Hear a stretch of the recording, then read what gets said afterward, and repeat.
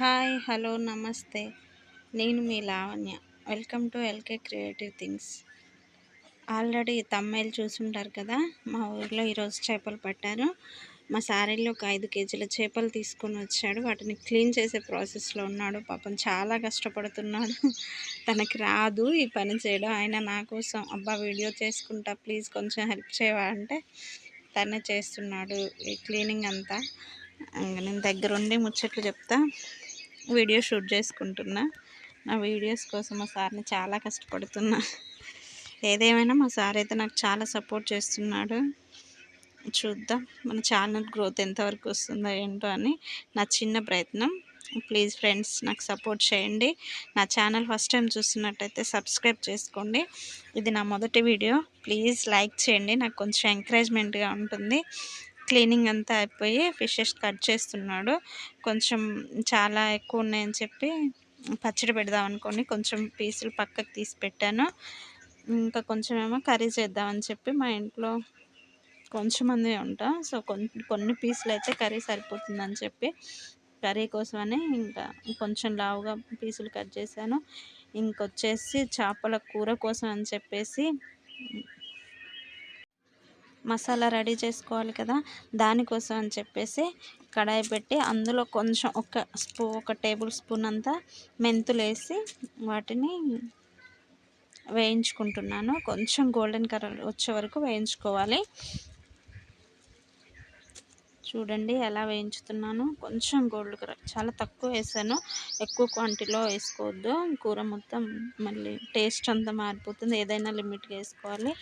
తర్వాత కొంచెం చిన్న దాల్చిన చెక్క ముక్కలు 2, 4 లవంగాలు, 4 యాలకులు, 4 మిరియాలు వేసి వేయించుకుంటున్నాను. ప్లీజ్ ఫ్రెండ్స్ కొంచెం కనిపించట్లేదు, అడ్జస్ట్ అవ్వండి.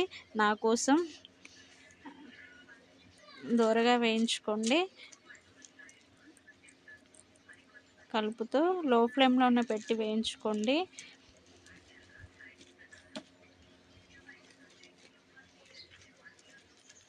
లైట్గా వేయించుకున్న తర్వాత కనిపిస్తుంది కదా వేగినట్టుగా. ఆ వేయించుకున్న వాటిని తీసి పక్కన బౌల్లో పెట్టేసుకుందాం. తర్వాత కొంచెం జీలకర్ర, కొంచెం ఒక టేబుల్ స్పూన్ అంత జీలకర్ర కూడా వేసాను. దాన్ని కూడా దూరగా వేయించుకుందాం.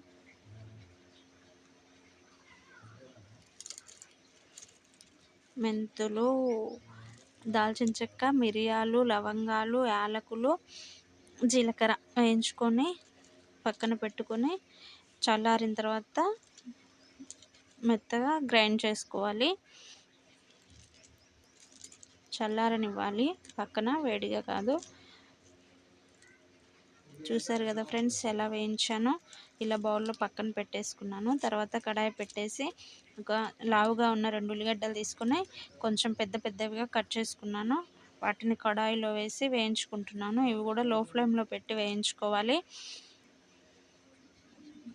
చాలా అంటే చాలా టేస్ట్ వస్తుందండి చేపల కూర. ఇలా కాల్చిన ఉల్లిగడ్డను పేస్ట్ చేసేసుకుంటే, కాకపోతే కాల్చడానికి మనకు ఒళ్ళు బద్ధకం కాబట్టి నేను ఇలా వేయించుకుంటున్నాను. ఇంతకుముందు కాలంలో అయితే అమ్మమ్మ వాళ్ళ కాలంలో అయితే మంచిగా పొయ్యిలో కాల్చి కర్రీస్ చేసేవాళ్ళంట, మా అమ్మమ్మ చెప్తుండే. బట్ మనకి ఇప్పుడు అంత ఓపిక ఉండదు. ప్లస్ పొయ్యి మీద కాల్చాలంటే కొంచెం ఇబ్బందిగా ఉంటుంది కదా. సో నేను ఇలా కడాయిలో కట్ చేసి వేయించుకుంటున్నాను. ఇది కూడా టేస్ట్ చాలా చాలా బాగుంటుంది. నేనైతే ఎప్పుడు చేసినా చేపల కూర ఇలానే చేస్తాను. మా ఇంట్లో చాలా ఇష్టపడతారు నా చేపల కూరని. మా మామయ్య గారు అంటే మా సారు వాళ్ళ నాన్నగారు అయితే నా కర్రీస్ చాలా ఇష్టంగా తింటారు.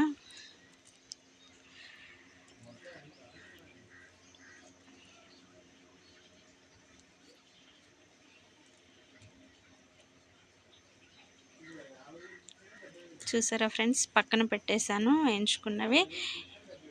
ముందుగా వేయించుకున్న మసాలా దినుసులు ఉన్నాయి కదా, ఇలా చిన్న రోల్లో వేసి దంచుతున్నాను.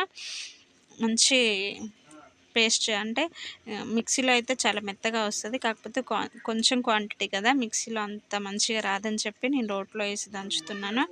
మెత్తగా బరకగా కాకుండా మెత్తగా దంచుకోవాలి, పౌడర్ లాగా. నేనైతే చాలా బాగా దంచుతాను, అలవాటు డైలీ. కొంచెం అల్లం వెల్లుల్లి కూడా ఫ్రెష్గానే దంచి పెట్టుకోవాలి.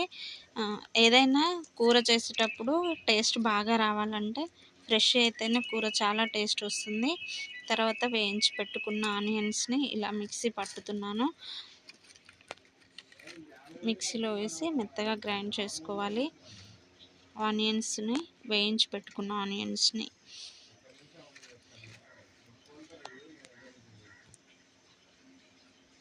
తర్వాత పోపు కోసం జీలకర్ర, కట్ చేసి పెట్టుకున్న ఆనియన్స్, ఫ్రెష్గా నూరి పెట్టుకున్న అల్లం వెల్లుల్లి పేస్ట్, కరివేపాకు, 2 ఆనియన్స్ చిన్నగా కట్ చేసి పెట్టుకున్నాను.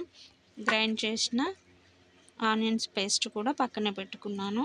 ఇక ప్రాసెస్ స్టార్ట్ చేద్దామా? ఓకే. కడాయి పెట్టేసుకొని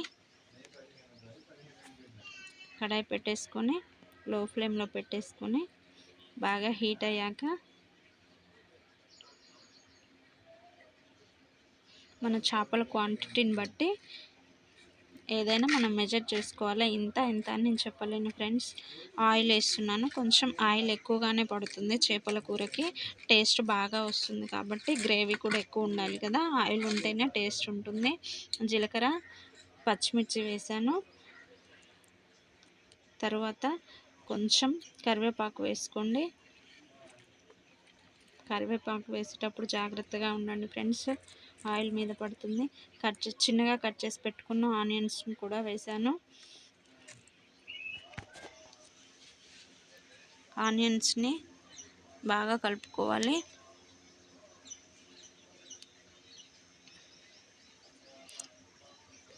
గోల్డెన్ కలర్ వచ్చే వరకు వేయించుకోవాలి.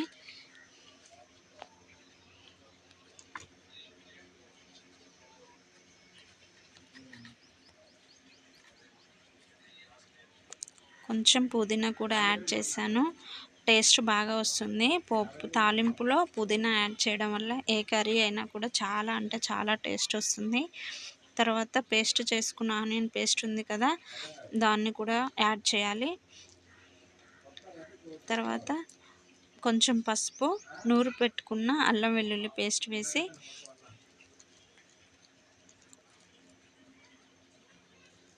బాగా మిక్స్ చేసుకోవాలి, బాగా కలుపుకోవాలి.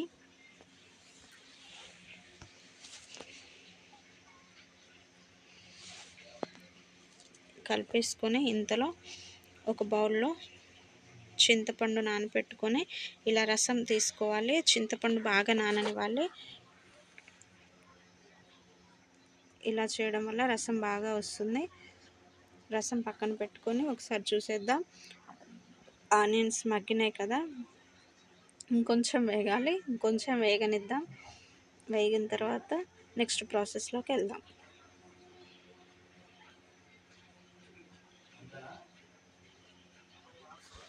మళ్ళీ ఒకసారి కలుపుకుందాం ఫ్రెండ్స్.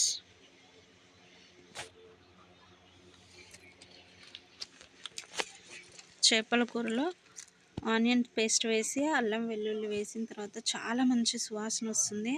చాలా అంటే చాలా టేస్టీగా ఉంటుంది కర్రీ. ఈ స్మెల్ చూస్తేనే తినాలనిపిస్తుంది. ఓకే, వేగాయి ఫ్రెండ్స్, ఆనియన్ మంచిగా వేగిపోయింది. ఇప్పుడు రెడీ చేసుకున్న చింతపండు రసం పోసి కొంచెం కలిపేసుకోవాలి. గ్రేవీ కోసం అని చెప్పి ఆ రసంలో కొంచెం నీళ్ళు యాడ్ చేసుకోవాలి. ముక్కలన్నీ మునిగిపోయేంత వరకు నీళ్ళు యాడ్ చేసుకోండి. ముక్కలకి మంచిగా వాటర్ అవి కారం అది పట్టాలి కదా, అందుకోసం అని చెప్పి వాటర్ కొంచెం ఎక్కువే పోసుకోండి. ముక్కలు ఉడికేసరికి వాటర్ కొంచెం సరిపోతుంది, అందులోకి మెల్ట్ అయిపోతుంది. వాటర్లోనే కొంచెం రా సాల్ట్ యాడ్ చేసుకోవాలి. రా సాల్ట్ వేయడం వల్ల కూర చాలా టేస్ట్ వస్తుంది, ప్లస్ హెల్త్కి చాలా మంచిది. మూత పెట్టి పక్కన పెట్టుకుందాం. చాలా మంచి వాసన వస్తుంది. చింతపండు రసం మరుగుతున్నప్పుడు చాలా చాలా చాలా మంచి వాసన వస్తుంది. ఒకసారి చూద్దాం. చింతపండు రసం మరుగుతున్న దాంట్లో మీ రుచికి తగినంత కారం యాడ్ చేసుకోండి. ఆల్రెడీ సాల్ట్ వేసాం కాబట్టి అవసరం లేదు. వెంటనే చేప ముక్కలు కూడా వేసుకోవాలి. చేప ముక్కలు కారంతో పాటు ఇలా మరుగుతూ ఉన్నప్పుడే లో ఫ్లేమ్లో పెట్టి ఉడికించుకోవాలి.